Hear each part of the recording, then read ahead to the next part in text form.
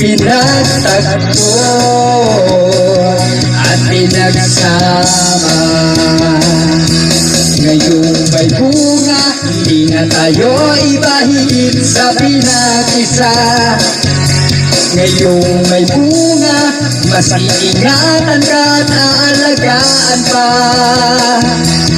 Dahil wala nang mas makakapantay sa biyayang hatid mo sa aking buhay. Ang